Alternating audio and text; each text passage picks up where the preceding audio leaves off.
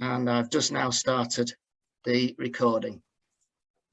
So let me, without further ado, welcome you to our presenters this afternoon. We have Liam O'Flynn, Senior Associate in the Energy, Waste and Sustainability team at Freeths Law Firm. We have John Buckley, Managing Director at Carbon Footprint Limited, and hopefully we'll have Ava Jones, Business Assurance Manager for Aesc PLC, based in Rotherham. So before the presentation starts, just by way of a brief introduction, you cannot miss the fact that the climate crisis is now right at the top of the global agenda and will undoubtedly stay there for some time. The news reports are inevitably going to intensify over the next few weeks as the UK prepares to host the COP26 conference in Glasgow next month. It's obvious decisive action is required now by every government around the world, but it's not just governments that have to act. We all have a responsibility to address and change our working practices. So the idea of this webinar is to address what we can do as individuals and businesses to play our part in reducing carbon emissions. So we start with Liam O'Flynn from Freeths Law Firm, and Liam is going to outline what sustainability means, and that's going to include some jargon busting and provide an overview of why sustainability and sustainable development is so important for your business. Thanks very much, Liam. Over to you.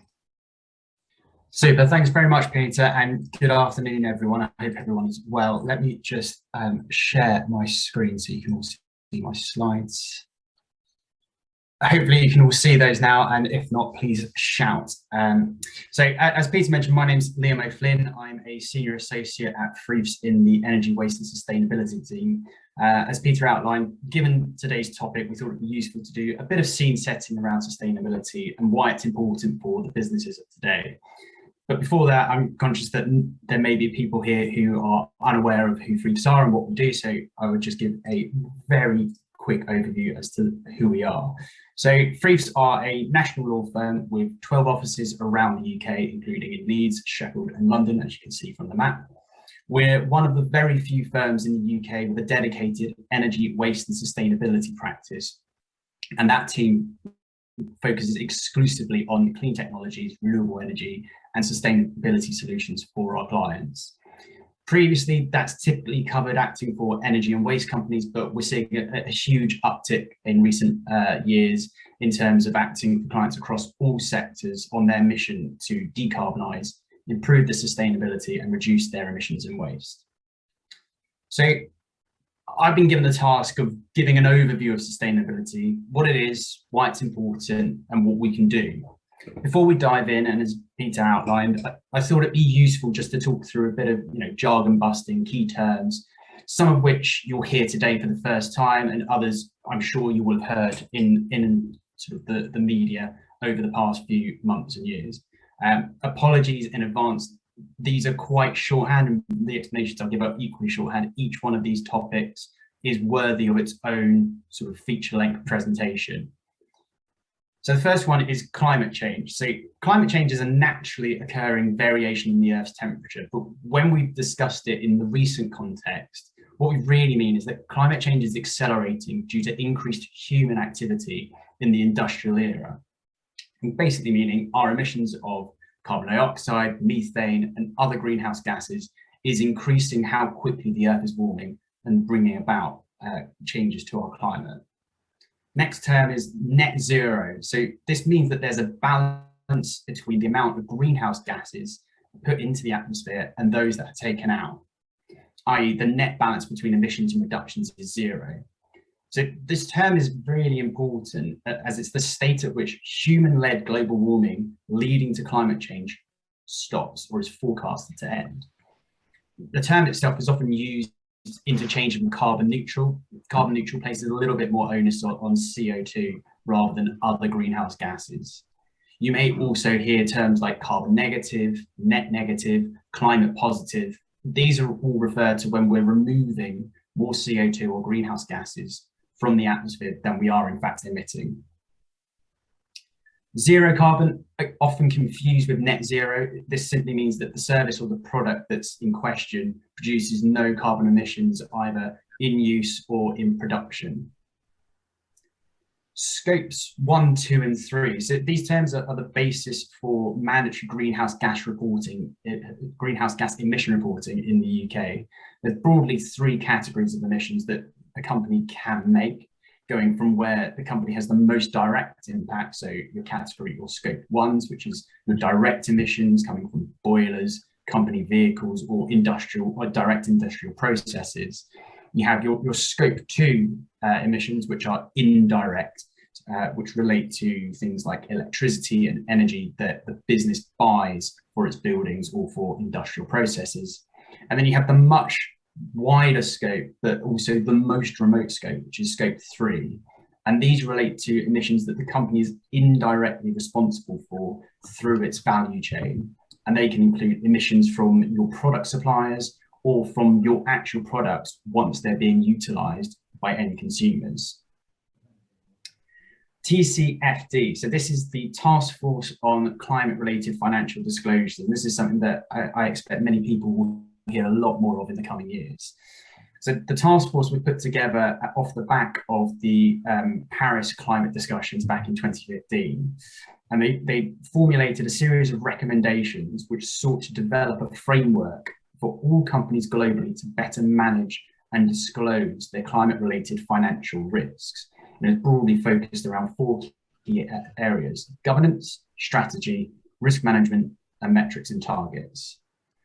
And then the final one, where I've got a definition on this slide, COP26, which Peter mentioned at the top of the session. So this is the next annual UN Climate Change Conference of Parties. And you'll have heard about this recently for 2 main reasons.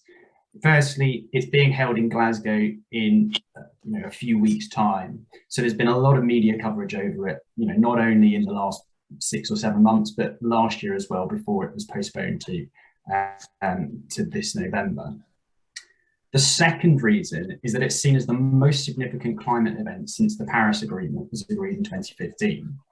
So this conference will mark the first moment when countries will set out more ambitious goals to ending their contributions to climate change under the Paris Agreement. So it's one to keep an eye out for, not only because what will be discussed throughout the conference will be of interest, but also the ambitions that we expect to come out at the end are likely to take the sustainability agenda and considerations of climate change to the next level. So you can see that from these terms, there's a relatively straightforward definition or a way in which we can conceptualize what it means. Sustainability, and I've left you on tenterhooks with a couple of question marks there, but it's less easy to conceptualize. So for different people, sustainability can mean different things. To some, it's an ability to maintain a certain rate or a level, whether that's a set level of performance, of output, or a rate of growth. To others, at the other extreme, it might mean the avoidance of depleting our natural resources to maintain an ecological balance. And the third definition that I've kept up there is probably the most famous one, and it came from the UN's 1987 report on environment and development, which is commonly referred to as the Brundtland Report. And this sets out that sustainable development is that which meets the needs of the present without compromising the ability of future generations to meet their own needs. So I want to raise this now to highlight 2 key points when we consider sustainability, what it is and what it means. The first is that the scope and the scale of what sustainability is or can be is very wide ranging. It can cover, the big things that we see covered in the business news, like development of renewables and green technologies in place of reliance on fossil fuels. But it also covers simple day-to-day things at the individual level, simple things like recycling, agile or remote working, or eating fewer animal-based products. The second key point I want to highlight is that given that sheer scale of what can be covered by the term sustainability, in order for a person or a company to exist in a sustainable way, There's no one single solution. And I apologize if there are people who join thinking there's going to be a one size fits all or a single solution to answer that. Modern human existence just doesn't make that possible. Our lives and the political, social, economical, and technological systems that govern it are so complex and interwoven that to answer the question of sustainability requires us to look at and deal with these issues holistically rather than on an individual basis. Now, that's not to say that there aren't specific individual actions that you or your company may make that will make a difference. It's about understanding how each one of those actions adds up and how they can work together to move towards a more sustainable future. Now, overall, that can be quite a daunting prospect. And one of the things that I hear relatively frequently when I talk to people about climate change and sustainability is that the size of the issue and the scope of the solutions are so massive and abstract that it's quite difficult to know where to start. So I thought to help us begin to get our heads around it, it is easier to sort of break it down another level and think about it in terms of 3 questions. So the first one is, what should I know? So hopefully this short introduction has provided a little bit of insight into the basics of sustainability, what to know and why it's important. For a next level down view of what you should know and where you can learn more, the UN's 17 Sustainable Development Goals provides further context on how wide-ranging and all-encompassing sustainability is or can be. The second question, what you should do. Now, I'm not going to tackle this question, but both John and Ava will speak a little bit more about this in due course. Needless to say, there are plenty of things that you can do at the individual level or that you can do at the organizational level to not only understand sustainability better, but also to put in place a sustainability agenda and move towards achieving your goals. And then the third question is why should you care? Now, this is perhaps the easiest for businesses supplying goods or services to understand. The short and the very blunt answer is survival. Our culture towards climate change has transformed dramatically in the last couple of years. The fact that we're having this webinar is testament to this. The fact that you've joined it is equally testament to your concern that sustainability is or will become a core part of your business. So this answer of survival really has 2 aspects. The first is a legal aspect. I'm a lawyer after all. I couldn't go through the whole thing without mentioning the law. So the task force on climate-related financial disclosures made a series of recommendations and frameworks that have gained significant support globally. And the UK government was one of the first to officially endorse and adopt some of those recommendations. Mandatory climate-related financial disclosures have already been introduced for UK premium listed companies, but the plan is that over the next few years, it will be expanded to cover a wider range of not only listed companies, SMEs, but other vehicles who fall within a regulated industry, such as banks and insurance companies. Now, what this means is that in the not too distant future, many businesses will have to make... Why don't you get paid for 2 holidays? I'm not sure if that was a question directed to me, but just a quick reminder, if you could keep yourselves on mute until after the presentations. If you have any questions, please put them in the chat or direct them to Peter or any of the other speakers through the chat function. So what all of this means in terms of the new legal landscape of climate-related disclosures is that in the not too distant future, many more businesses will have to make disclosures as a matter of law rather than on a voluntary basis, and failure to do so or failure to do so adequately may lead to penalties. The second aspect of survival for the businesses of today and tomorrow is a commercial issue. Now, as we've already discussed, it's increasingly difficult to ignore the importance of climate change in today's world. What this has translated to is that not only are more people aware of what sustainability issues are, but they also care more about them. And this now creates a direct link between the wants, needs, and desires of your consumers, your investors, and your employees, and those of your business. commercially, any business that is not in tune with its customers, its investors, and its employees and what they care about will struggle to survive long term, as those stakeholders will look elsewhere, respectively, for more sustainable products, more sustainable investments, or companies that align with their sustainable views. So just before I hand over to John, who will talk a little bit more about what you can do, I thought I'd quickly share how Freeths fits into all of this. As I mentioned, the firm does have a focus on helping clients solve sustainability issues. And what this means is that once you've been through the process of setting out a sustainability agenda, setting out what you want to achieve in terms of your goals, we can help you achieve some of those outcomes. Now, the slide on show shows a number of different areas where we've got experience and where we have helped our clients to achieve their sustainability goals. Now, I'm not going to talk through any of these in any great detail. Needless to say, there's going to be some things on there that are common and people will know about. There's likely to be other stuff on there that is new to you, and all of that is fine. We're all here to learn and understand what we can do in terms of the next stages of our sustainability journey. This is taken from our website. The link is at the bottom. I think we will share the slides at the end as part of the follow-up. So by all means, have a more detailed look, and we'd be more than willing to have a chat with anybody about anything on these slides or anything else that you hear from myself or the rest of the panelists. So that's all I wanted to mention, all I wanted to say. I just want to say thank you very much for your time. I'll now hand over to John, who'll talk a little bit more about what you as a business can do.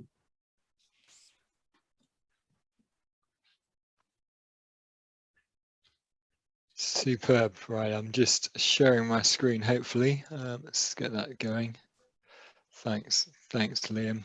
Can everybody hear me okay?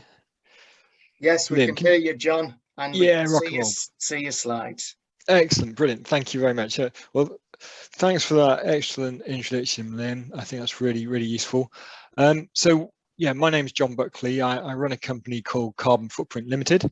And we've been doing this for about 15 years now, helping businesses all over the world understand what their carbon emissions are and how to go about reducing them, so that it can reduce their impact on climate change. So what I'm going to do today is tell you a bit about what we do, and really, moving on from what Liam said, sort of show you what you can do to sort of get started and start playing your part as well. Just as a bit of calibration, when we mention carbon as well, I kind of use it as a bit of a shorthand. I do, when I talk about carbon footprinting or carbon emissions, do mean all the greenhouse gases that are responsible for climate change. So I thought I'd just say that. So yeah, as has already been said, climate change, as we all know, is super important. One of the biggest challenges we face on the planet at the moment, possibly almost certainly bigger than COVID. So it's something that we need to really take seriously. And we're seeing governments around the world try and do their bit. We've talked about COP26 and what's happening there in terms of countries coming together to agree targets and strategies for reducing their carbon emissions. But it's not just about governments and local authorities, it's about what we can do as well. And when I say we, I mean we as businesses and you as businesses and we as individuals. So we all need to be playing our part to be part of the solution to climate change. So the good thing is your business can do this as well. So it's relatively straightforward. I've obviously been doing this for quite a long time, 15 years or so. So obviously going to be quite straightforward for me, but actually I think it's quite straightforward for any business to get started. So if you haven't already if you're not already started, you can do this. And as well as, should have said this on the previous slide, as well as obviously the moral and ethical reasons for doing it, because actually we need to solve climate change. There are so many business benefits there as well. you may have to do it if you're a large enough company. You may have to do it legally. If you're classed as a large business, you'll be already reporting under SECR, which is streamlined carbon and energy reporting, so a legal requirement for you to be doing this stuff. If you're bidding into large government tenders, last month the UK government launched what was called PPN 0621, which is a public procurement notice, which basically says that if you're going to go for large tenders, then you need to have a net zero carbon strategy in place. You need to be measuring your carbon emissions and showing how you're going to reduce, how you're going to achieve that net zero strategy. So if you're big enough and going for these large government tenders, you've got to do it, otherwise you won't be able to tender anymore. There's a brand benefits that you should be looking at, and your competitors may be doing this already, and if they are, then you should be doing. Investors, we've talked about, Liam mentioned, and and ultimately you're going to get some cost savings from doing it potentially as well, so well worth doing it. So to start with, I've kind of broken the process down into sort of 5 easy steps here, and the 5th step is actually just keep repeating it. So the first step is obviously to calculate what your carbon emissions are. As the saying goes, you can't really manage what you don't measure, and you can't reduce what you don't measure. So the first thing to do is to start calculating your carbon emissions. I'll talk a bit more about how to do that in the next slides. Then my next point here is probably the slightly more controversial point, because it's not controversial in terms of doing it, it's controversial in terms of the order of events. Climate change is so important that we need to be making rapid reductions in carbon emissions right across the globe. What a lot of companies, especially pressure groups, will do is they'll suggest that after doing your calculation, the next thing to do is start reducing your own carbon emissions and have a plan to reduce it. And once you've got your carbon emissions reduced as much as possible, then you can look at compensating for your carbon emissions and carbon offsetting to become carbon neutral. I think that step's the wrong way round, because this is a climate change emergency. And if you really truly believe it's an emergency, then you need to do things as fast as possible. Reducing carbon emissions does take time, and it will take you years to do. Whereas you can, once you've calculated your carbon emissions, you can start supporting carbon reduction projects around the world today, right now. It's right after doing it. So for me, that's the logical next step, is to do that, compensate for the emissions that you've already caused, that you've already created by making some carbon savings. And that's often referred to as carbon offsetting, and I'll come to that in a bit as well. Reducing carbon emissions, we've mentioned, obviously it's critical that we all reduce carbon emissions, our own carbon emissions, taking responsibility for them. So we'll discuss that.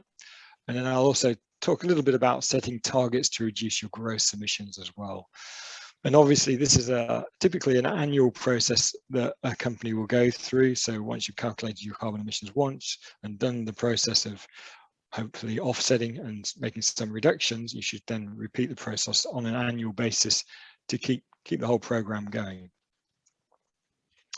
So as we said, the first step, crucial step, is to measure and calculate what your carbon footprint is. So Liam mentioned there's various scopes, scope 1, 2, and 3, which is probably a little bit too technical. So I won't go into what each of those are.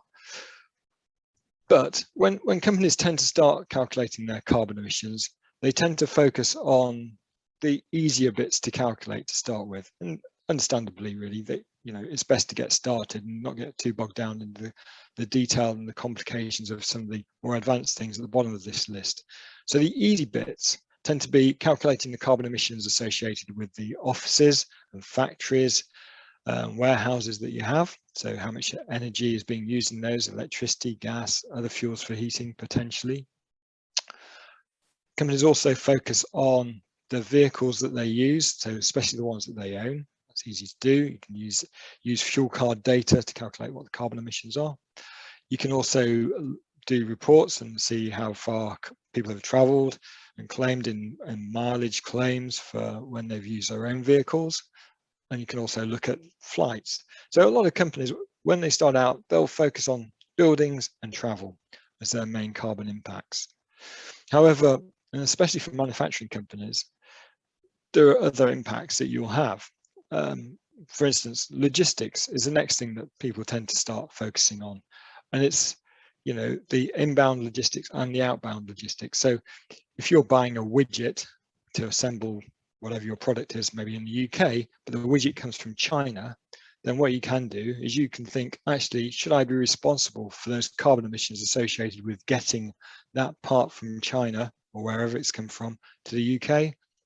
Yeah, actually, we should be. So then you can calculate what the carbon emissions are associated with that journey. Even if you don't own the flight, the plane that's come on, or the boat that it's come on, or the lorries, there are ways of calculating it, and we'll talk about that in a bit. So that's the kind of the incoming supplies. Then you can also think about, you know, should we be responsible for the carbon emissions associated with sending the product out to our customers or to the shops that sell our products? And the answer may be yes, especially if you do a lot of that sort of thing. So you can then, you know, also calculate the carbon emissions associated with that. And then there's, how about all the other products and services that you buy to keep your business running? Oh, should we also account for those things as well? So, you know, maybe the accountants that are doing our accounts, the cleaners that come in, the other bits of the supply chain that are helping make what we produce, then you can also account for that. And a lot of companies, when they start doing that, because that's really quite hard to do, because that's, you know, potentially getting data from your suppliers, which may be logistically quite hard to get. Plus, your suppliers may not have that data. So a lot of companies, when they start looking at the purchase products and services, they start by doing it on a kind of cost basis, looking at how much they've spent on those particular types of products and services, and then using kind of general emissions factors to give them a feel for what the carbon emissions are of their supply chain. And that's often called a scope 3 screening exercise. So we do that we help companies with that. The other thing that you could also consider calculating the carbon emissions of kind of the downstream emissions of the products you're supplying, especially if the products that you're supplying require fuels or electricity to use them. Because actually, you know, the carbon emissions associated with those products may far outweigh the carbon emissions of your own operations. So definitely worth looking at that as well, because if that is the big impact that you're having, then rather than changing the light bulbs in your offices, then maybe you should actually put more focus on the design of the product so that they use less energy. You know, for instance, you know, if say Ford Motor Company was doing this carbon footprinting exercise and they just focused on their offices, maybe the manufacturing facilities, you know, they're missing a big part of their impact on climate change, which is probably most of it is the fuel that's going to be needed by the cars that are being run. So it's something to think about, and whether you want to start doing that straight away or take the easy first step. And taking a first step is the most important thing, and focusing on just maybe your buildings and travel, and then building these extra elements in it over time. So once you've started collecting all this data that we've just shown on the previous slide, the next thing is to turn it into some carbon emissions. God, how do you do that? That sounds quite complicated. Fortunately, being in the UK government is bizarrely incredibly good at giving emissions factors for calculating carbon emissions, and they're probably the best in the world at doing this. So every year, DEFRA and BEIS publish updates to the emissions factors, and that allows you to effectively take each part of your footprint, so say the kilowatt hours of electricity, multiply it by the factor that DEFRA and BEIS can provide you, and then you get kilograms or tons of CO2 figure. You do that for each line. So look at how much fuels you're using, how many miles you've driven in the cars, etc., etc. And you can work out what the total carbon emissions are. So, you know, after this, if you wanted to do it that way, what you can do is Google, you know, emissions factors from UK government, DEFRA BEIS, and I'm sure you'll find those factors straight away. So you can do it that way. The other way is to use sort of online tools. If you're a small company, online tools are really good. A lot of them are free. I'll talk a little bit more about those in a bit. And beyond that, if you're, you know, a massive multinational company, then maybe you'll need a bit more than just, you know, some free online tools. You may need a bit more of an independent external help. And a company like mine, just as a shameless plug, is here to help you do that. In terms of free tools, this is one that we've got on our website, carbonfootprint.com.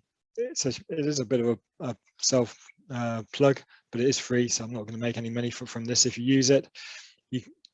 A selection of free carbon calculators, so have a look at those. They may be enough, certainly for the smaller companies who are listening in here, to use and start calculating your carbon emissions.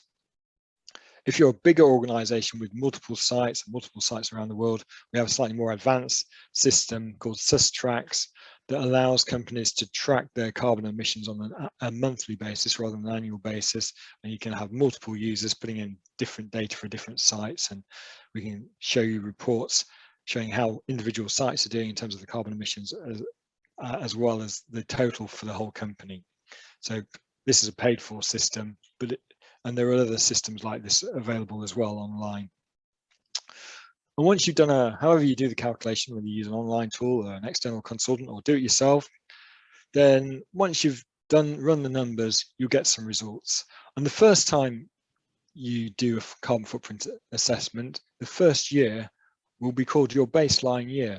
And that's typically the year that you'll then set targets against to then try and reduce carbon emissions going forward. And it allows you to track from that baseline year how you do over time. So that's great. So you've got that baseline year. The other thing it'll show you is, if you put the results into a little pie chart like we've got here, it shows you quite clearly where most of the carbon emissions are coming from, which then allows you to then think about where best to make carbon reductions and where to focus your attention to reduce carbon emissions. So in this example here, you can see almost 42% of the carbon emissions are coming from company-owned car travel. So that would be a good place to start in terms of making the biggest dent in the carbon emissions. So, you know, what could you do? Well, could you look at changing your fleet of vehicles in the future, or gradually transitioning your fleet of vehicles to electric cars? Yeah, could do that. Could you look at those individual journeys, and do those journeys need to be taken? Can we do more kind of video meetings like this rather than face-to-face meetings, etc.? And yeah, these sorts of meetings are great, and we've got so used to doing them over the last couple of years because of COVID, that hopefully when we go back to life, normal life, whatever that is after COVID, we'll be able to keep doing the good practices of using this type of technology to replace some of those face-to-face meetings, which hopefully will then help you reduce that slice of the chart. But yeah, you can obviously then focus on the other elements as well. So we've talked a little bit about reduction there, but the key is to have a plan. And for me, it's really critical to sort of start setting targets to reduce your carbon emissions by. And you can set targets on an absolute level. So in the previous slide, or I can't remember what the numbers were now, so it was 270 tons, I think it was about that. There's a total carbon figure. If that's your carbon footprint, you can then set targets to maybe reduce on an annual basis against that figure on an absolute level, say 5% a year. But what happens if you're in a growing business and your growth at the moment is exponential? Then it's going to be really hard to even maintain that current level, let alone decrease it. So what a lot of companies do is they set their targets based on a growth metric, which is typically on per £1 million of turnover, or it could be on the amount of product that you produce. And it's easy to do that if you're just producing one product. But if you're producing lots of different products of all different shapes and sizes, it then becomes a little bit harder. So setting targets is a really good thing to do. Whenever you set a target, as well as deciding on how much you want to set the target to reduce by, you should also set some dates. And I'd always recommend having short-term targets and a longer-term goal as well.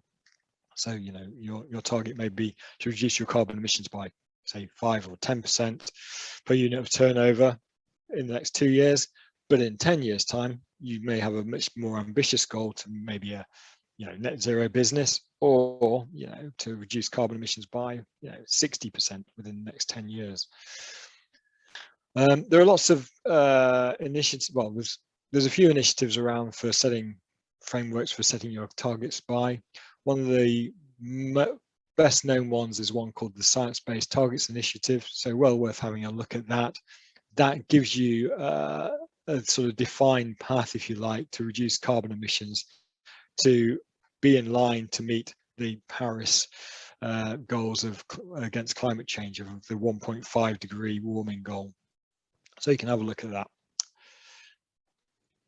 While setting targets, I always consider that there's 4 kind of categories, if you like, of things that you can do or things that can happen to reduce your carbon emissions. And I've got those listed on this slide. So there's passive reductions, there's market-based reductions, there's active reductions, and there's external reductions. By passive reductions, you know, this is a good one, because actually you don't need to do anything to get the passive reductions, because the world is getting better anyway, fortunately. So this is about things happening that would have happened anyway, whether you do anything or not. So for instance, the electricity grid is decarbonising in the UK. It's actually decarbonising quite well around the world. But in the UK, the carbon emissions per kilowatt hour has halved in the last 5 years, down to the amount of renewables that we've put on the grid, and also getting rid of some of the coal-fired power stations. So if you'd done a calculation of your carbon emissions 5 years ago and recalculated them again today, even if you'd done nothing, the carbon emissions from your electricity usage would have halved. So they're passive reductions. So it's worth bearing that in mind, because you can build a model in to work out where you're going to go in the future based on, you know, what's happening in the world. Then there's market-based reductions. These are carbon reductions that are associated with your choices of how to buy things, and typically buying of renewable energy. So, you know, you can either have the average energy on the grid, or you can pay a little bit more and get a renewable energy tariff. So that's an easy way. So if most of your carbon emissions are coming from electricity, you know, first thing to do is actually switch to a renewable energy tariff. Whenever you do report market-based emissions, though, certainly if you're doing it for things like SECR, the legislation I mentioned earlier, you'll also have to show your location-based emissions without the renewable energy tariff next to it. So it's kind of to be a bit more transparent, but it is something that you can do. And I recommend that everybody switches to renewable energy or electricity. It's really simple to do, and a bit of a no-brainer, really. And then there's the active stuff, the things that you can do within your organization to start saving energy. And when you start saving energy, you start reducing costs as well. So this is a good one, because it's going to hopefully pay for itself. And these can be things like, you know, changing your light bulbs to low energy LED light bulbs, or, you know, changing the timing, just changing the timing of your heating system. You know, no investment at all, you know, just bring the heating system on a little bit later, or turn the air conditioning off an hour earlier in the day. You know, you can play about with these things to make simple changes. Then there's bigger investments that you may want to make, which could be around renewable energy, installing your own solar panels, switching to air source heat pumps rather than having an old boiler, etc. So these are the sorts of things that you can look at, and there's, you know, lots of things in that sort of category. It depends where your carbon emissions are coming from as to where you're going to focus to make those active reductions. And then the external reductions are things that you do outside of your own direct control. And what we're typically talking about here is supporting either carbon removal projects or carbon offsetting type projects around the world, where you're making carbon savings elsewhere. John, I did say I'd promised to keep an eye on time for you, so I'm just letting you know that thank you. 18 minutes. Oh gosh, I'll go a bit quicker then. No, that's cool. We're almost there. So the carbon offsetting side of things, there's a huge amount of projects around the world, and well worth looking at, that you can support to balance out your carbon emissions. And when we're talking about carbon offsetting, these are real projects that are all supporting solutions to climate change. So it's about, you know, helping to decarbonize electricity grids around the world, helping to decarbonize transportation, stopping deforestation, improving farming practices, etc., and just helping countries and other areas of the world become more energy efficient. And you can start, you know, supporting these types of projects straight away. And when you do look at them, to make sure you buy good carbon offsets, and there's a couple of standards that are worth looking out for. One is called the gold standard, and you'll see gold standard VERs, which are verified emission reductions. So they're good, and verified carbon standard, they're good. So both these standards have similar methodologies for projects to meet in terms of calculating and reducing carbon emissions, and they also have the projects independently audited. And the auditors are independent from the standards and also independent from the project. And they tend to be large verification bodies that some of you may use in the manufacturing business anyway, like TUV and DMV and organisations like this who come in and do those audits. QAS is another thing to look out for. Carbon Footprint, my company, is part of the QAS, and it basically audits us to make sure that we're supplying high enough quality carbon credits for companies like you to use, and it also makes sure that it does that check between what we sell and what actually gets bought and retired as carbon credits actually happens, and it all matches up. So this has been a bit of a rapid overview of the whole carbon stuff. I know I've sort of probably gone over time, as I often do. Sorry about that. But the first step is, going back to that very first step, is it's so important to start measuring if you haven't already started measuring, because once you do that, then you can start putting together plans to reduce. And you do need to set some ambitious targets. The whole world is setting ambitious targets at the moment, and it's critical that businesses like yours does this too, and also look at potentially supporting other projects around the world. It's great to be reducing your own carbon emissions, but you have the opportunity there to also support other projects around the world that also save carbon emissions, that will potentially allow you to market your business as being either carbon neutral or net zero. So these are the things that you can do to be part of the solution to climate change. Thanks for your time. Sorry I went a little bit over, but if you do have any questions, feel free to reach out to me. My contact details are there. We are a business, so at some point I'm happy to give a bit of free advice, but I need to eat as well. But we'd love to work with any of your companies. Thanks very much, John, and appreciate the rapid trip through carbon reduction. And yes, there is a lot to take on board for everybody, and so therefore I'm delighted that we can now introduce the third presenter, who is Ava Jones, the Business Assurance Manager from Aesc. Welcome, Ava. Thank you. Pleased you can finally get here. Ava is an Aesc, a wonderful case study of carbon reduction and net zero. And Ava's very kindly said that she will share that story with us and also introduce us to this exciting initiative that they have recently launched, which is Better World Solutions. So over to you, Ava. Thank you. Yeah, so as Peter's introduced me, I'm Ava, work for Aesc, and I'll sort of go through our net zero commitments and journey. So within my presentation, I'll outline what our roadmap is. I'll talk about our investment policy to prevent global warming, how we've gone about calculating our emissions, some of the reduction projects and sustainability projects that we've launched and completed at Aesc, offsetting, which obviously John's also just spoken about. Then also looking at product avoidance emissions, what our current positioning is, next steps, and then Better World Solutions. I know that sounds like a lot, so I'll try get through as much as I can, and if anyone wants to follow up afterwards, they're more than welcome.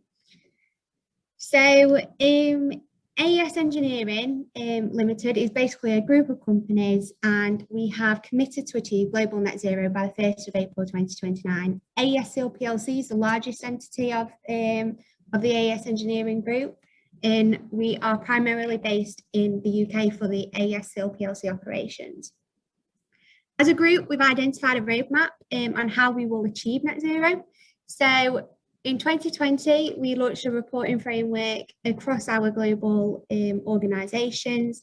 In 2021, so this year, we've defined exactly what global data is required, and we've started measuring that for all locations. We do operate, we've got around 64 facilities globally, so there's quite a few areas to capture data from.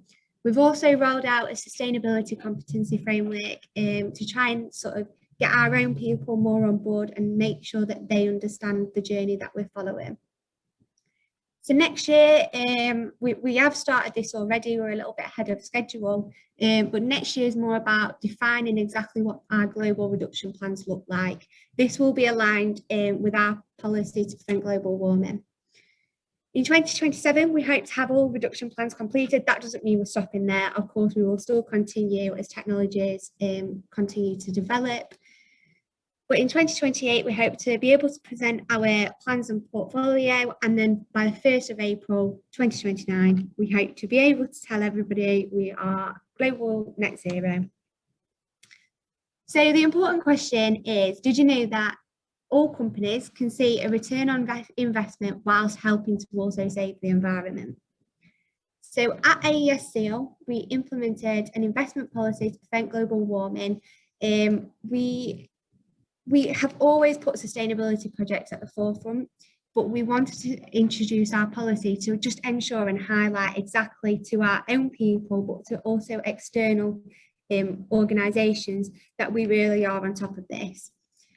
As part of our policy, we have outlined an 8 years or less return on investment. That does not mean to say that we will not consider any other project that is over 8 years.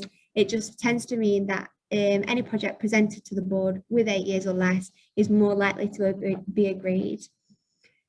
We do ask the board that they provide whoever it is who's presenting the project a written decision within a 3-month period. To be honest, it tends to be done quite quickly. It tends to be done within a couple of weeks, which is really good for myself and the team. And we have also provided all our global business heads local spending authority as well. So projects are undertaken globally and not just in the UK. We've also got a global hotline where we invite either external or internal individuals to get in contact with us and help implement the policy where necessary. In terms of calculations of emissions, so John touched on scope 1, 2 and 3, which is it makes my life a little bit easier. So as I mentioned, Aesc, we're the largest group of the largest company of the group. So for a number of years, we have calculated our scope 1 and 2 emissions, and we have worked to reduce these where possible. So we do hold certification to ISO 14001 and ISO 50001 for our key operational sites. So as part of this, we are committed to continuous improvement anyway. So the two graphs on the right-hand side can obviously show our decline over in terms of CO2 emissions, as well as our gas consumption. There's many more graphs that I could have put on there, but they're just a couple of examples for today's presentation. So over I'd say probably the last 10 years, there's been more of a focus in sort of monitoring and reducing the emissions. And we've worked in line with the greenhouse gas protocol to calculate our scope 1, 2 and 3 emissions. So scope 3 are split into 15 categories ultimately. So when we started the process, we identified what categories apply to our business. These were actually categories 1 to 12, so 13, 14 and 15 were not applicable. We thankfully had quite good sort of systems in place already. We had identified some areas of improvement, of course, but it was data that we didn't realise we'd necessarily got, and now we're quite thankful to be able to have that to hand. As John mentioned, there are DEFRA published conversion factors. So any calculations we've undertaken have been used with those conversion factors. All calculations have been made in-house. We have made use of a couple of the calculation tools available, some of the free of charge ones, which has been really helpful at times. So once we basically calculated scope 1, 2 and 3, we had all these emissions and the methodology independently verified to ISO 14064. So we've done this for 2020 and we're pleased to have gone through the independent verification. There were no amendments that needed to be made, so we were very happy in terms of our own processes.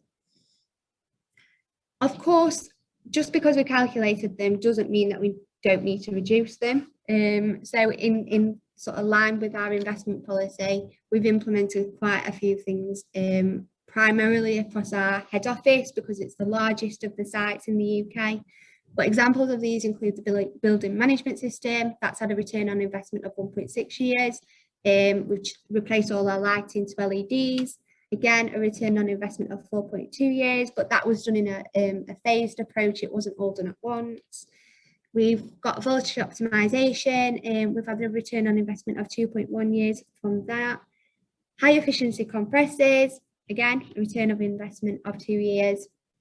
We've installed insulation above the building regulation requirements. So our building's split into sort of 4 main phases, phase 1 being the oldest.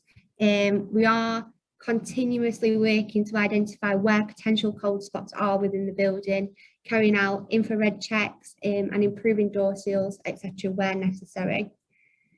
In areas where there's lower occupancy, we've added occupancy controls just to make sure that the lights are going off. It sounds very simple, but a lot of the times people can walk into a room, forget to turn the lights off, and who knows when they'll get turned off again. So we've also installed valve jackets on our heating systems in the boiler and air handling rooms. We've replaced all our air conditioning to R32 refrigerants. We've got, well, most of our new air conditioning also incorporates air source heat pumps. We're currently working on that as well, transitioning across. Obviously with COVID, a lot of us have had to switch over to sort of Zoom calls like today. We're trying to implement this sort of more long term within our business. So because we are a global business, we do still travel. COVID has identified the reduction in terms of our CO2 emissions and how well we have actually done from that aspect. So we are looking at changing policies internally and our processes so that any business travel must be authorised by our MD.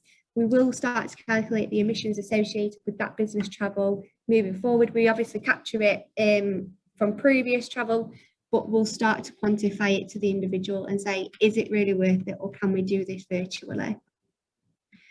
We do on site, so we've got our wetlands and woodlands area. If you follow Chris Ray on LinkedIn, I'm sure some of you might have seen the tree walk videos, the hedgehog videos that we've got. If not, do go and take a look at them or on our AES website. But we are quite a green sort of facility. We've got really good waste streams in place, so we've diverted over 94% of our waste from landfill, which is around 400 tonnes of waste per year that we're saving. In terms of our shipments, so around most of our sales are exports, so we are shipping globally. We are at the moment trying to work out a way of reducing the amount of shipments made. But obviously you've got to sort of have that balance between your sales and what's actually practical.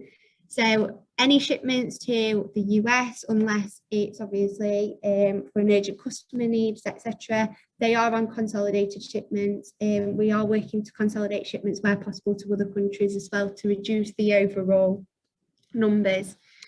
We're working on a fleet replacement programme. So we have got electric cars slowly rolling out across the organisation. We've got an electric van that we use between Rotherham and Bradford because we have to make regular trips up there. We also purchase our electricity on a zero carbon energy at point of generation. So this saves around 1,146 tonnes of CO2 a year in comparison to purchasing on a brown electricity tariff. So they are just a couple of examples of previous projects we've undertaken. There are more that are in the pipeline. So as I speak, the scaffolding's up now for the solar panels that hopefully they should arrive around the 20th of October. So we'll have solar panels at Aesc on Mill Close in Rotherham. We're looking at that in America. We've got energy virtual systems. So I think we work quite closely with PowerStar from that aspect. So there's continuous projects ongoing. We've not just stopped here. I thought I'd include this slide because I'm quite conscious that I'm talking about a business, but I also want to make this from an individual's point of view. So I've sort of put up a table, as you can see, of simple energy saving actions that we could all take throughout the year. So in Sheffield, there's approximately 240,000 households. And so if every single household conducted these activities that I've highlighted, we could potentially save a total of £70.5 million a year. When we're looking at that from a CO2 perspective, just turning down a thermostat by 1 degree would save approximately one household 310 kilograms of CO2. Now, if we look at that from all 240,000 households, this could be 74,402 tonnes of CO2 we could save just within Sheffield a year. You're probably thinking, what on earth does that mean? But it's the equivalent to removing over 16,000 cars off of the road. So that's just to sort of put it into perspective of, it doesn't necessarily just have to be businesses that are making these actions. Even our own day-to-day lifestyle choices, they are going to have an impact. Do you necessarily need to do an extra wash every single week? Do you need to fill the kettle right to the top, and so on? Moving on to offsetting, so I think John will be quite happy to see this certificate on the right hand side. So for our residual scope 1 and 2 emissions in 2019 and 2020, so we've done them as 2 separate reporting years, we purchased offsetting credits. So we purchased 420 tonnes of these. Why offsetting? So obviously I've gone through the reductions we've made.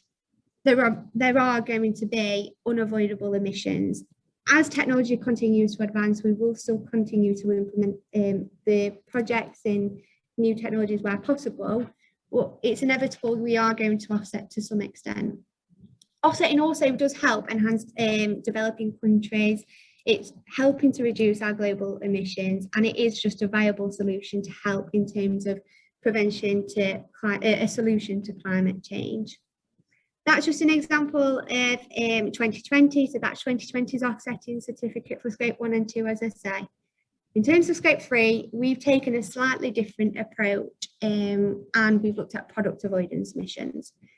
So this silver looking thing on the screen is a water management system. So it's one of the products that we sell at Aesc. So in 2020, we sold just over 1,000 of these. We sell thousands of different product ranges. So as I say, it's just one product we're looking at. We undertook separate evaluations to establish what emissions were avoided by the sale of our product. So ultimately, our products prevent water from just being, it's almost like we're preventing a tap from continuously being run in a process. So this is a seal flush system. So it ultimately just flushes the water around, rather than leaving an open tap on. That's the simplest way of putting it into perspective without going into too many technical details. So for 2020, because we sold just over 1,000 units of these, we took a holistic life cycle approach to establish what the avoided emissions were.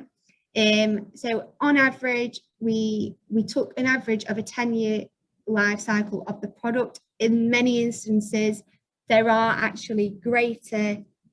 Some of these systems have been in over 20 years, but we wanted to be on the safe side.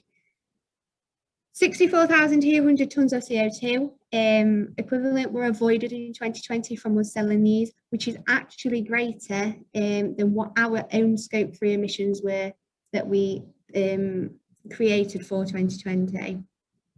As a result of this, we can ultimately, it's the wrong terminology to use, but for you to understand it more, it's almost offsetting, but with our product avoidance.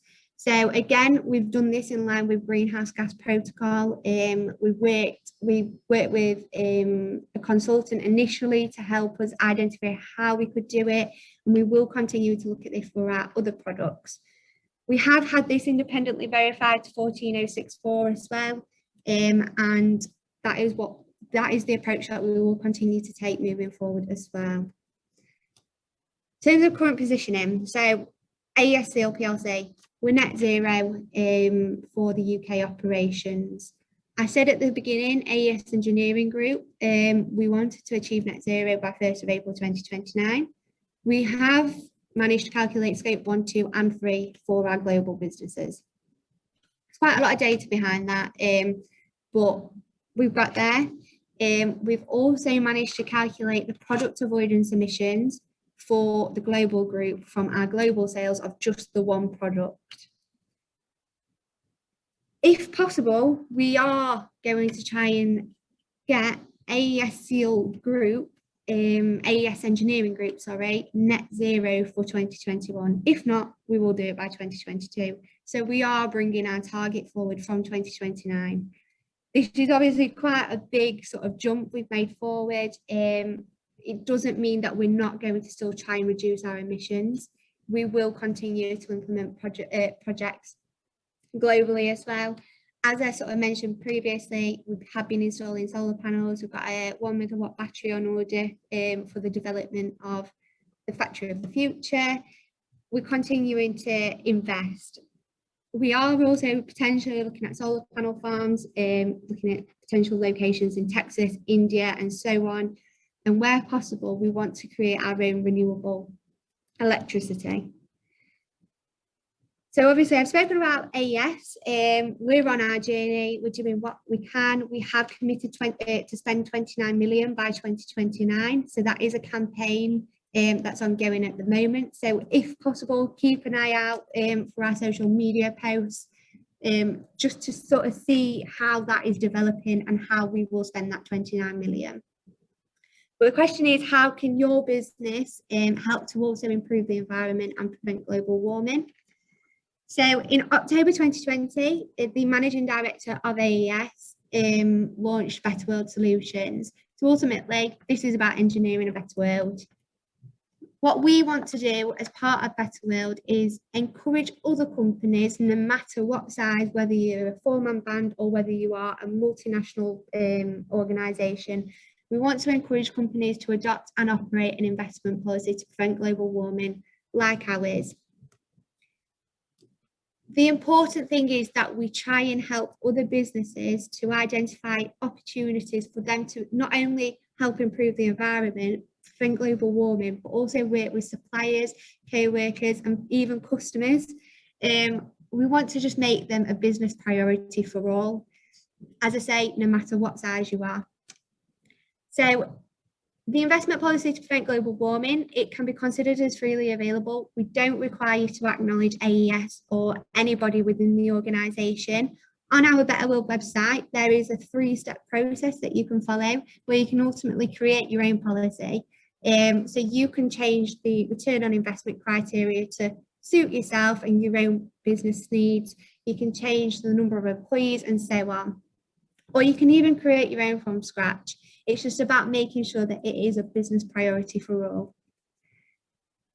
So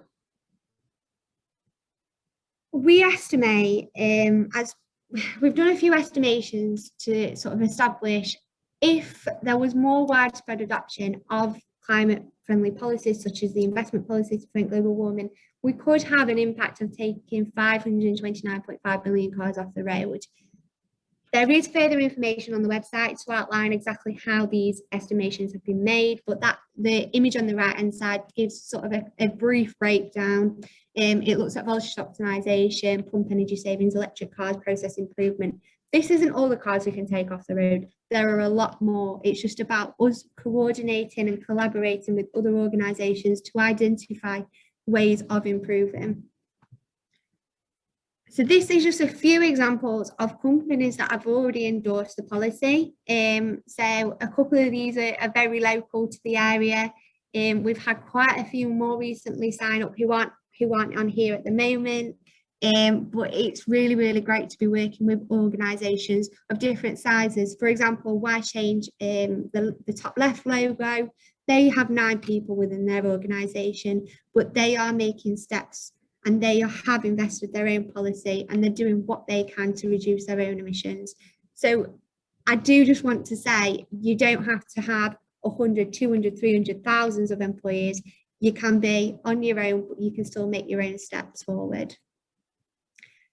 So you're probably thinking, well, what else is there to Better World Solutions and what do AES want? We don't want anything. If anything, we actually offer free of charge training to those organisations that do adopt the policy. So if they can show us the policy, we also share these on our Better World website. So it's almost a way of advertising your own brand ultimately as well. The training focuses on net zero sustainability. So again, it goes in more detail about scope 1, 2 and 3. It looks at more potentially smaller reduction projects that you can undertake as a business. And it also just looks at ways of practices and how people can change their ways of working to reduce their emissions. Training as well sort of identifies how you can verify your approach, how you can verify your own emissions, for example, in line with ISO 14064. As well as this, we do also offer more one-on-one chats. So there are organisations where I've worked with them to sort of run through their own calculations and say, Ava, is this the right approach we're taking? Are we pulling this from the right data source, and so on? So it's been quite nice to have members join Better World and actually see them make their own commitments and see them making steps forward. We have got examples of where organisations have collaborated with one another and they're working to create more sustainable solutions themselves. So it's another way of networking with other organisations too, because we can't be alone in this journey. We have to work together. So if I've not bored you, or if you want to find out more information, please do feel free to contact me. My email address is on the screen, and phone number as well. And then there's also the links to the websites also, which is Aesc website and betterworld.solutions. But yeah, please feel free to get in contact if you need any more information. Thanks very much, Ava. Thank you. Thank you. And as I've said previously, those slides will be circulated, so all the contact details will be available for whoever you wish to speak to. So thank you very much to our three presenters that have given us a whirlwind tour of sustainability. We've still got a few minutes left before 3 o'clock, so please feel free to ask any questions. You can use the digital hand or just make yourself known to me as best you possibly can if you're wanting to ask any questions of any of the three presenters. Whilst people just have a think about that, we have had one or two comments in the chat box that there is an event, a construction event going on in Barnsley towards the end of October, and also there is an opportunity to join a Sheffield Sustainable Network. And there's a contact there, owen@merlinsoft.co.uk, if you want to find anything more about it. So please take a note of the things that's been put in the chat room so far. And Liam Worsley, you've asked if you can ask a question, so by all means. Hello, can everybody hear me? Yes, we can, Liam.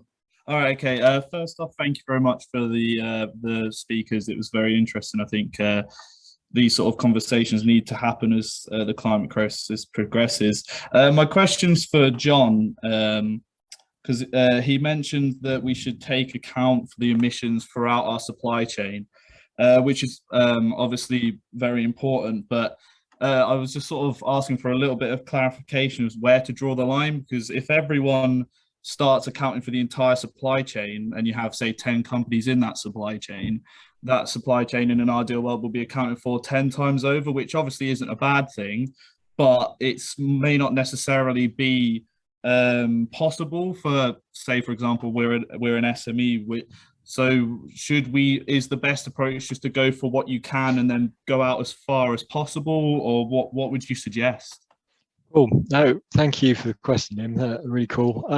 So yeah, supply chain. So it's interesting, isn't it? Because this is what's technically classed as a scope 3 emission, and somebody's scope 3 emission is somebody else's scope 1 emission. So if you're looking at that, trying to reduce that, you're actually, there is some crossover.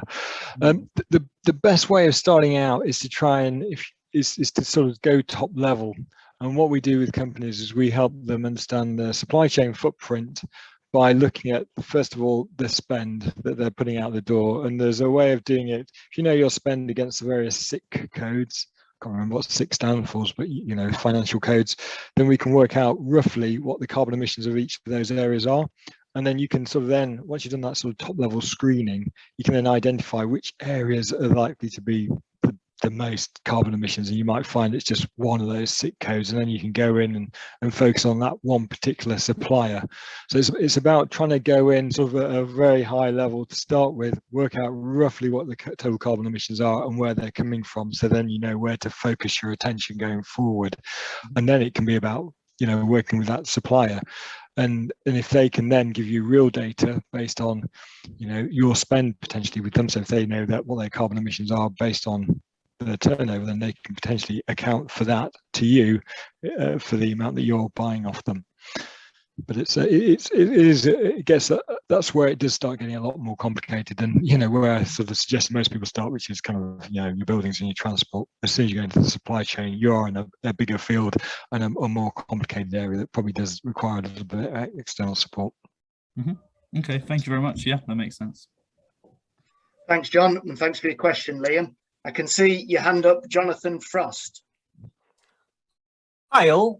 My understanding, several of the sort of IFAs in my network have said that there's a great multiplier effect in our financial investment and pension decisions. So I wonder if you've got any comments on that, please. Who wants to take that? Do you want me to take that one? Sorry, I was on mute. Yes, if well, either John or Liam, you can jump in at this point. Yeah, well, I'll start if you like, and Liam, feel free to jump in and kick me off and improve my answer. In terms of investment, I'm doing a talk just like this in about a week's time to the investment community, and the message there is that, you know, they can look at their carbon emissions, which is great, but actually that's kind of all in the noise. It's the companies that they're investing in, which is probably where the most attention is.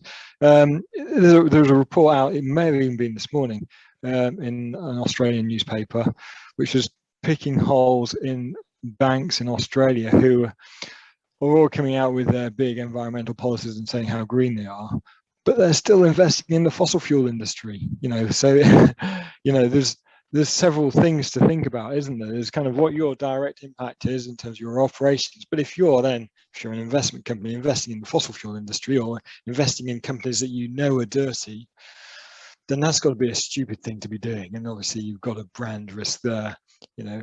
The key is, I think, is to look, for me, the companies that are likely to grow faster are those that are investing in the green economy.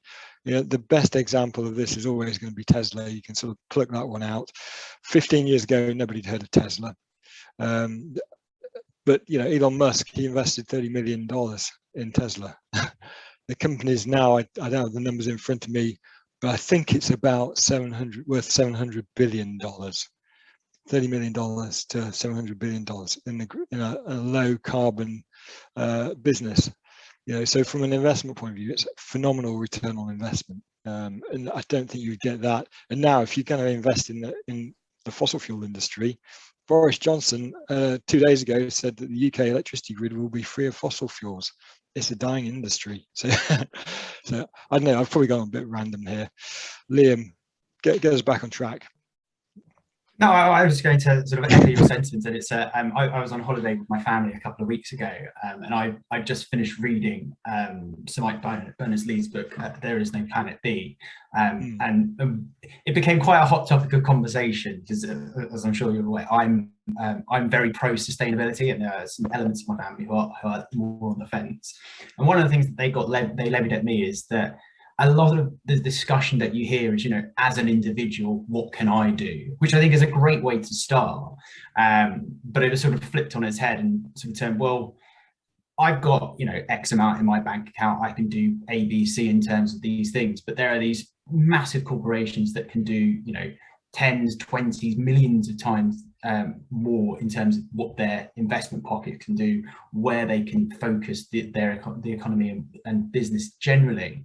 And I think you're completely right, Jonathan, that there is an economy of scale, that the bigger the organization is and the more they invest into it, the more it trickles down and the more that we as consumers will see a change in that. Now, I don't think that means that we should just be passive in that respect. I think that there is an obligation on all of us in our personal lives to make these changes. But equally, if you're making those changes in your personal lives, then you start, you know, bringing those into your organizations. You start getting the ear of people who are, you know, slightly higher up, senior members of board. And that's where, you know, I feel like we're at that point in the last couple of years where those sorts of conversations are happening more frequently. And, you know, we're seeing a real turning of the time. It's quite nice to see, and again, to echo John's sentiments, that there, you know, things like greenwashing in the companies like BP and Shell, who have gone out and said, oh, we're going to, you know, invest in huge solar farms or huge wind farms, but at the same time are, you know, mining in Angola and doing huge offshore projects in Africa and in Southeast Asia. And people are now waking up to the, you know, the whole greenwashing saga of, you can't be saying that you're green and focused on clean technologies whilst also heavily investing in fossil fuel tech. And I think, you know, over the next decade, we'll see a very, very swift swing, not only in, you know, the personas that these sorts of companies put out, but also in terms of their end product, and it's less to be, you know, brown and dirty, and genuinely going to be sort of a green, clean future. Thanks, Liam. Thanks, John. Please feel free to make yourself known if you've got any questions. But I've got a question for Ava, because I sat and listened to your presentation, which it's an incredible story. The amount of investment you're putting in, and the dedication and the commitment to net zero is phenomenal. But I can imagine I'm speaking for a few people on this call that might think, right, that's slightly daunting. Where do we start in this? There's a whole range of different size companies on here, all with different budgets, and I suspect not everyone's quite got the spending power that Aesc has got. So where did you start? I mean, surely reducing carbon emissions. You mentioned the lights. You mentioned maybe transport. What are the simple things that Aesc did first of all before they started these big multi-million-pound investments? So as sort of a starting point, trained our own employees. So we introduced a training program internally. It wasn't a purchase training program. It was simply with a sustainability officer that we've got on site, who went ahead, did research himself, and created a training platform where we said, look, this is simply how much you're costing the organisation in electricity, in heating every year. What actions can you take and try and help us as an organisation to reduce those? And if we maybe do make those savings, can we invest them elsewhere? Can we invest in bigger sort of reduction projects? And that is how we started as a business. Moving forward, it is a regular exercise undertaken where it is put on the management team to ensure that any new starters are aware of the effects that they may have in a monetary value, but also a CO2, well, a greenhouse gas value as well. So, for example, I take a look at the electricity bills on a monthly basis. I look at then how many employees we've got on site on that particular month, and then try and put a value to that. It starts to wake people up and think, right, okay, are there potentially process improvements that I can implement here? So is there potentially another way of manufacturing a product without using as much energy, and get people thinking about it? I think that is the core aspect of it. I was having a discussion this morning with somebody, and it needs to be driven from the top. You need to include your leadership team. You need to include everybody and make sure everyone within the organisation has a voice and the opportunity to discuss the topic. I think as it's inevitable moving forward, it's probably going to be one of those topics that every organisation has sort of in the back of their mind. It just needs to be brought forward as a business priority. Once you've got your people on board, then see what impacts that has. In terms of the impacts it had on AES, so once we'd done the training the first year, it reduced the energy consumption by 22% just from the training. It made people think, you know what, when I'm leaving a meeting room, why am I leaving the lights on? Why am I doing this? And it just starts to get people thinking differently and change their own actions. I think that is sort of my number one message. And then start to measure your own calculations and identify potential methods of reducing those.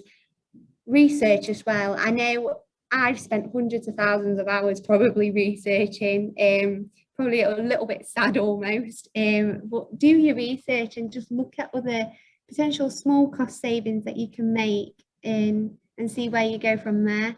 We are looking internally at potentially putting a paper policy in place. So trying to remove away from using as much paper. Of course, that's not going to have a huge effect, but it gets people thinking again about what effects they are having, what effects that has on our waste, and we will start to monitor our waste as well more closely when that does get implemented. Thank you. Yes, I think that's a key point. It's the small steps, but also that awareness and that training. And John, you picked that up in your presentation with the whole communication piece, that regular communication with the whole company. However you do it, word of mouth or on a newsletter or whatever, is so critical to get people's understanding it and thinking about it on a regular basis. Okay, William, I see you've taken your mute off. Yeah, I'm just going to say, have you covered all the chats, Peter? Yes, I have. Yes. Okay.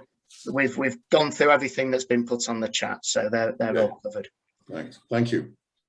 So 3 minutes to go, so that's perfect timing. Thank you very much for joining us this afternoon. I hope you found those presentations to be useful and stimulating, and that you can take it forward on your carbon reduction journey. May I thank our three presenters, Liam O'Flynn from Freeths, John Buckley from Carbon Footprint Limited, and Ava Jones from Aesc. Thank you very much for your time and your presentations today.